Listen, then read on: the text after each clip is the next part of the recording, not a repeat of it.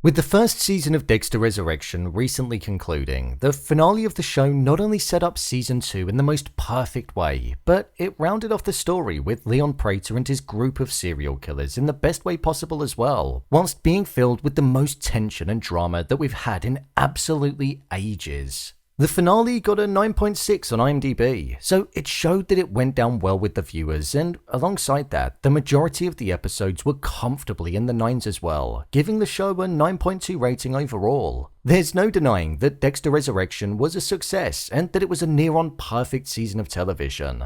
With New Blood having a finale that followed in traditional Dexter footsteps in being underwhelming with how it concluded, ultimately leaving the show 6 feet under, the biggest fear was that the same thing could potentially happen with this. However, that wasn't the case at all. It just got better and better, and it took the show right back to the quality of Dexter's roots. So with that, I wanted to dive into why Dexter Resurrection was perfect. So let's get into it. Just to let you know, this video will contain spoilers.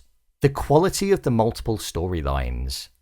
What was different about this season of Dexter was that there were many different arcs that were at play, but as well as that, there were so many deeper themes that were being explored too. We had Dexter's trauma from when he was younger and the relationship that he had with his father, and we saw that he wanted it to be different with his son, Harrison, and give him more of a normal life, steering him away from that dark side that's naturally within both of their minds. So with that came the overarching message of the importance of family, which was shown to us with those two and the hallucination that Dexter had of his father being this ever-present force. But we also saw it as well with the likes of Blessing and the loving home that he'd built despite going through so much trauma when he was younger, showing that he was kind of the opposite to Dexter in that sense, but Dexter was learning from it.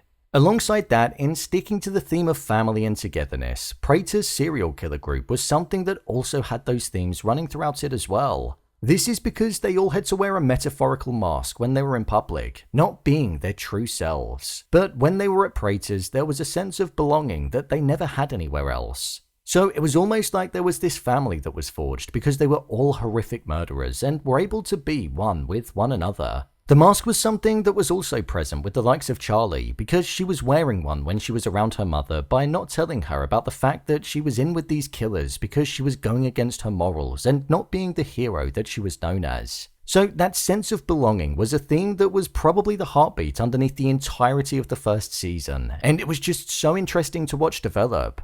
Alongside that, we also saw that there was Harrison's story, which got a focus at the start when he killed Ryan, which first got Detective Wallace and Detective Melvin Oliva involved in the story, which then proved to be an issue for Dexter. And then there was also the Dark Passenger who was plaguing the city and the incorporation of Harrison and Elsa too. So there was always something interesting to follow, and whenever the show would cut away, I wouldn't be craving to return to the scene before. It was all just really engaging. I thought the multiple threats that Dexter had, such as trying to hide his identity from the likes of Prater, trying to avoid Batista exposing him as the Bay Harbor Butcher, him wanting to protect Harrison from not being found out to be a killer, and him not truly knowing how to act gave him multiple complexes, and we saw a complicated side to the character. One that felt so relatable despite him being so different to many of us. This season had 10 episodes and it used them extremely well. It wasn't just a surface level season of Dexter where we were watching him catch serial killers and making them pay. This was instead one that had many different stories that were interlocking, connecting back to the original show but also progressing the story forward in a way that was allowing the show's identity to thrive in its own right. The risk-taking in the story. One thing that I think often defines the success of a show and ends up making or breaking them is the risks that they take. Within Dexter Resurrection, there were multiple risks that were taken in the story, which I thought were handled really well. First off, I thought the decision to introduce the likes of Red Schmidt, the Dark Passenger, and kill him off by episode 3 was a bold move. It was the catalyst for the story to develop, but at the time I remember being disappointed because I expected more, but little did I know that they had a plan of introducing the whole group of killers to us, so it added an element of surprise and it kept me on my toes whilst watching.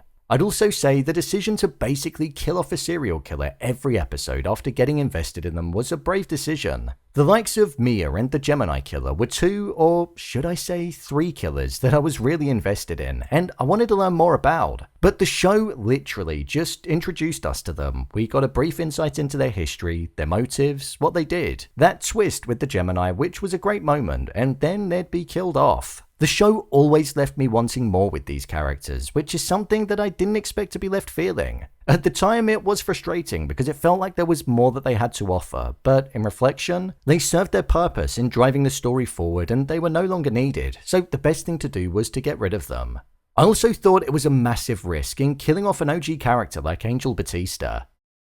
He'd been in the show for so long and had always wanted to bring Dexter down as the Bay Harbor Butcher, so by giving him a send-off in the way that they did, it wasn't only bold, but it probably gave us one of the most emotional moments in the entirety of the franchise, and it showed us a real human side to Dexter. I'd even say the likes of having the New York Ripper being teased to us throughout the entirety of the show and being left there questioning if we were ever going to see him, for it to all pretty much mean nothing and it just be used as a plot device to show how detectives can have bogey cases, with that being Wallace's and the Bay Harbor Butcher being Batista's. It was a move that I didn't expect. The identity of the New York Ripper was such a talking point throughout the entirety of the show, and many of us fans were theorizing because there were so many characters that we were introduced to that it could have been, but it ultimately ended up being none of them.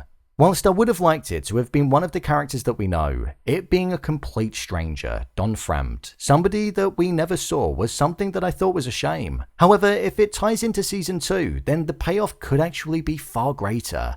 The show took risks in what it was showing to us and ultimately what it was building towards, and for me, that was one of the main reasons as to why it was just so good. We just never knew what the showrunners were going to be doing next. The investment in the cast and characters. Another thing that contributed to the show being so good were the performances that the cast members gave. This show didn't hold back with the star-studded names that they got in for this season. Not only did they have Michael C. Hall return as the face of Dexter, but by bringing Peter Dinklage in to be the main villain of the season, he easily gave one of the strongest performances of his career by playing the deranged billionaire. The obsession that he had with the killings, the hysterical nature that he was left with in his dying moments whilst pleading for his life, and the total control that he had in looking to have everybody in his pockets was just top-tier watching. I believed him like no other character in the show, and it was arguably one of my favourite performances of his ever.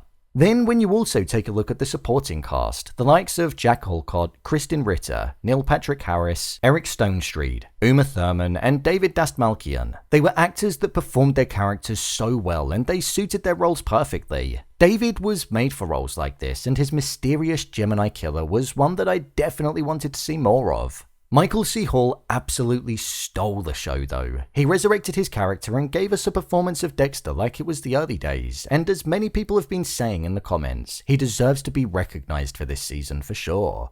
They landed the ending. The biggest thing that went wrong for the two Dexter shows before it were the endings. However, what this show managed to do was the complete opposite. The ending of this show was one of the best episodes in the entire season, which showed that the pacing, storytelling, and performances were all building in the best way possible for it to be able to hit us with the crescendo that it eventually did. They closed off most of the arcs in this season, especially with Dexter realizing that Harrison, in being that sense of belonging, was what he truly needed and that he and his son were on the best terms that they'd ever been. Even Dexter telling Harrison that he was glad that his son didn't actually kill him. It was a full circle moment, and that relationship being healthy truly showed us that Dexter was a changed man. There was growth in the finale for Dexter, from his son helping him recognizing that he needed him, and even when he bid farewell to Batista for the final time. We ultimately saw a side to Dexter that I feel like we've never properly seen before. During the finale, I thought Dexter being tested in not truly knowing if he was going to bring Harrison back into that dark world, and if Harrison would end up being the cost of Dexter's freedom, was a complex that was engaging. And personally, it felt like the entirety of the show had been building towards it, so I'm glad that was addressed because it provided good tension. What this season also did really well was that it set up Season 2 in the most perfect way possible. It teased new killers, it made it seem like Dexter was going to be going around the country and hunting them down, and it also showed us that the New York Ripper story could well continue in Season 2. The Dexter franchise has well and truly been resurrected, and I'm hoping that it's going to be here for the foreseeable. There's actually another spin-off series that's in the work at the moment that's focused on the Trinity Killer, so it seems like the universe is just going to keep on expanding. It's been a real pleasure watching Dexter Resurrection, and I just hope that if and when Season 2 comes out, it's as strong as what we got in Season 1. So, there you have it, why Dexter Resurrection was perfect.